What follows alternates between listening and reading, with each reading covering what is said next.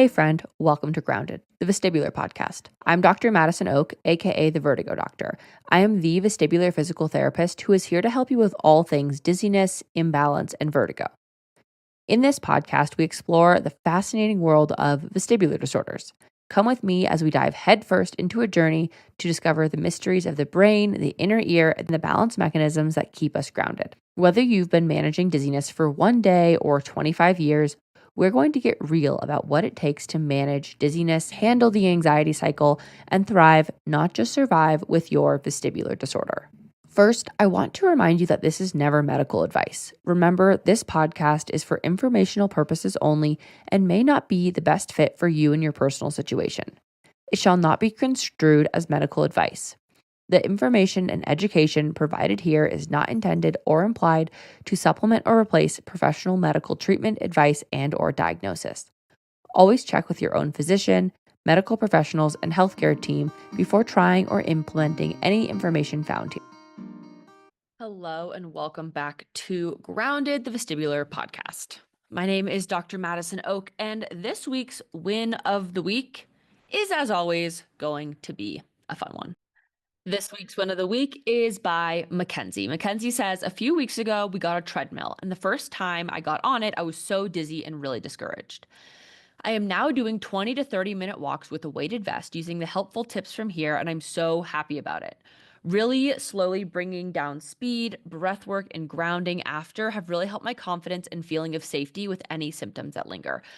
I absolutely positively love this because I feel like the treadmill is one of those things that everyone wants to be able to do, especially if you were like me and you live in a cold place and going for walks when it's literally 3 degrees outside is miserable. But you're like, I still need to get some cardio, get some exercise in. A treadmill can be obviously really helpful, but that false passive motion can be so difficult. That being said, it's definitely possible to get back to, and I'm loving that she's using the little tips and tricks and things to do in order to get her there. It's not just like, oh, I did this once, I'm never going to do it again. It's all over. That's really not how we should ever manage a vestibular disorder, and managing it like, hey, I'm going to use some tips and tricks and do it really slowly and kind of work my way up after. That is the exact way that we should always manage vestibular disorders and different things that are difficult for us. So congratulations to Mackenzie. I'm really proud of you. Today's podcast is all about the gender gap in vestibular disorders, specifically vestibular migraine. Migraine itself affects an absolutely massive population of people. They say anywhere from 10 to 40, yes, 40% of people around the world. Now, again, this kind of depends on the different research you read, things like that. But regardless of the research you read, that is a lot. And I mean a lot of people. So, what are we actually doing about it, right? Like, why are so many more women than men impacted? What is the deal here? What are the things we need to do? So, let's talk about it. We know from research that women are about 3 times more likely to experience vestibular migraine than men. And this gender gap isn't necessarily a coincidence. It's deeply tied to our biology, hormones, and other factors unique to women. This week, today this is airing on the 4th of March, and this week is National Women's Day on 3/8. We're going to talk about what makes women more vulnerable to vestibular migraine and migraine, the hormonal shifts that play a role, and what anyone, but specifically women, can do to manage their symptoms effectively. It does really matter. There's an interesting statistic that prepubescent people, so boys and girls both, before they go through puberty, have almost, not exactly, but a very similar rate of migraine. I don't have the exact statistics on me, but really very similar numbers between boys and girls who are prepubescent. That number starts to differ post puberty. And again, this is not just because, like, I don't know, girls all of a sudden get stressed out. No, it's because there is a hormonal link. The 3 biggest times that I see people shift from not having vestibular migraine to having vestibular migraine, whether it was classic migraine to vestibular migraine or never had a headache or migraine in my life to having vestibular migraine, are when you get your first period, pregnancy and postpartum, perimenopause and menopause. One, two, and three. So many women will notice that their first migraine symptoms intensify or begin during their first menstrual cycle. Now, this can be during each cycle and it started right before your first period, or it's just you don't really notice it or remember it having started around there, but now it's very cyclical near ovulation and near your period. For most people, these hormonal shifts not only amplify your symptoms, but also trigger your symptoms. Now, we have to remember that it's not just one thing. It's never just one thing. It's always a bunch of stuff, but the hormones are typically such a big part of your bucket that is being filled that that is something that's really, really impacting you. The second is pregnancy. Pregnancy is a mixed bag, obviously, for women.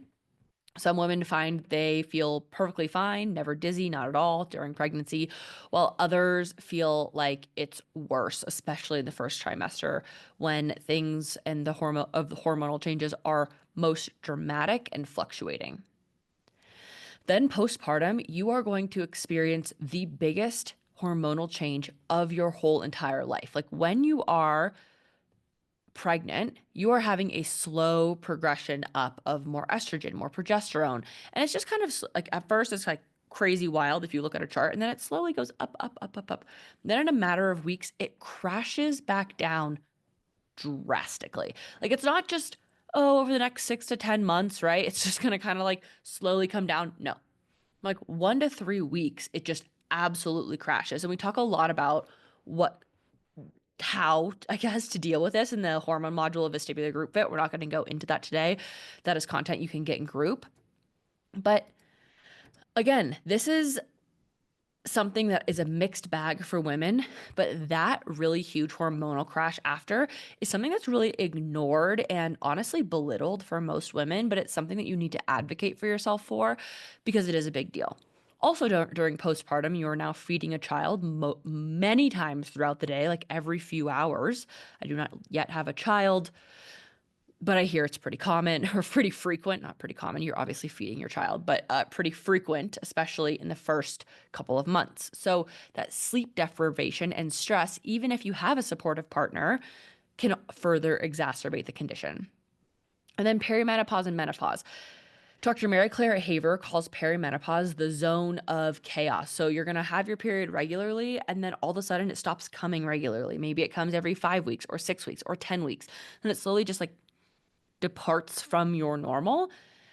And we talk again a lot about this in the hormone module of vestibular group fit, or you can read the book, The New Menopause. But basically, what's happening is your body is sending more and more and more and more and more signals to your brain saying, like, hey, yo, we need estrogen, we need estrogen. And finally, it triggers it so much that you have this massive flood of estrogen, and then you get really heavy symptoms that causes hot flashes and heavier periods and just sheer chaos. I am by no means a menopause specialist or perimenopause specialist.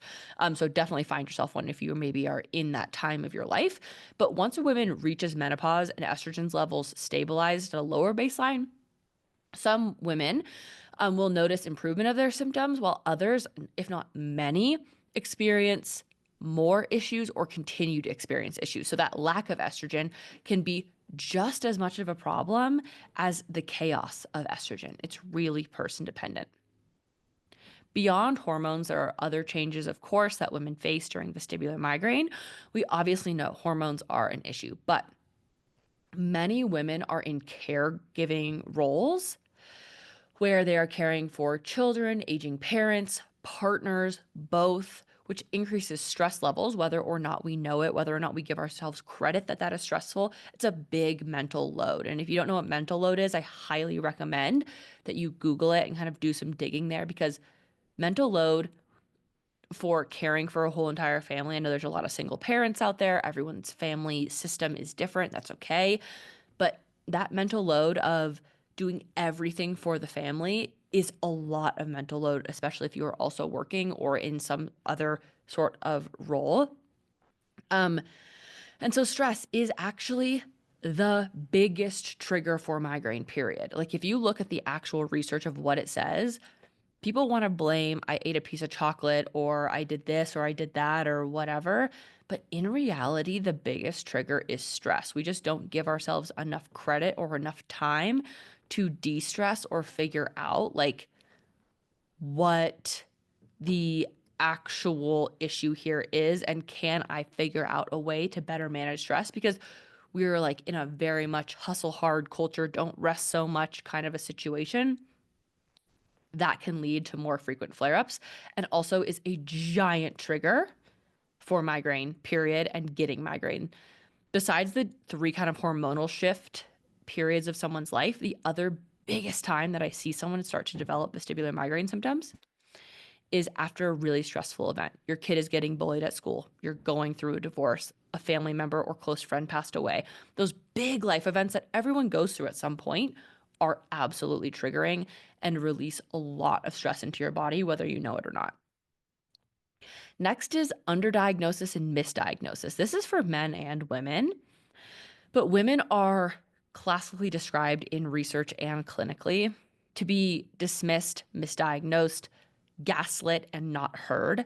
So when it comes to conditions like migraine, they don't always have visible symptoms, right? A lot of vestibular migraine, especially this sensation and feeling of dizziness, is even less well known. And therefore, people are like, you're just anxious, you're just stressed, you're just whiny. You just, someone told me the other day that someone told them that they basically weren't a good person and like they needed to apologize to God. Like, that's not a reason to get sick. That's crazy behavior. And so, when you are misdiagnosed, you are not treated for the actual disorder going on. Again, this happens to men and women, but I definitely wanted to put it on the list. When it is not properly treated, it's going to get worse because more migraine begets more migraine. So when you have an attack, you actually do need to treat the attack in order to avoid getting more attacks in the future. It is an absolutely essential part of treating migraine. So if you go for years and years and years not knowing what you have, not knowing how to treat it, not knowing what to do about it when you're having an acute attack, you are more and more and more likely to get more and more attacks, which will make it worse, turn it into chronic migraine from episodic migraine, and so on and so forth. So I urge you to continue to advocate for yourself. And then workplace challenges, right? This adds to more stress. Vestibular migraine absolutely positively can and likely will interfere with work for a lot of people, especially if you're juggling professional responsibilities and other commitments like caretaking for other people, which ultimately adds the stigma of feeling unreliable, unable to cope, which is not only frustrating, but also isolating. And not only does this put you in like a personal kind of like thought pattern of, I don't know what to do, but it also adds to that stress of like, how am I going to end up dealing with this? What am I going to do about this? And makes you feel worse about yourself, which then continues the spiral of migraine. So, if you are a person with vestibular migraine, this is not your fault. You have not done anything wrong, but you are responsible for treating it. And I think most people know that. Not everyone, but most people know that. No one's coming to save you. You'll hear me say that a lot. I'm saying that on a podcast in a couple weeks that I just finished recording. It is really important to understand. Incorporating a lot of different things into a toolkit or the wheel of management that I like to call it is going to be essential. It's not going to be one treatment, one small adjustment, one medication that's going to help you. It's ultimately going to be many different things. So if you are menstruating, start tracking your cycle along with your migraine attacks. Know when you ovulate, know when you're about to have your period, especially if your period is pretty regular. And if it's not, maybe you need to consider something like hormone replacement therapy or HRT with a professional who does that, not just anyone who can prescribe it to you. Considering hormonal support, like I was saying, I will say that I don't think birth control is the answer if you're a person who's menstruating, but if you are a person who needs hormone replacement therapy, I am a fan of that. Getting the reason that your menstruation is difficult under control is ultimately going to be a better answer. Dr. Sarubala on Instagram, all the way spelled out, DrSarubala, is an excellent resource for all things period health. And then if you're trying to conceive, whether or not you're having trouble, if you kind of just want to get your hormonal things under control, pre and postpartum, I recommend following Walk the Natural Path. Her name is Dr. Samantha S. ESSE. Stress management.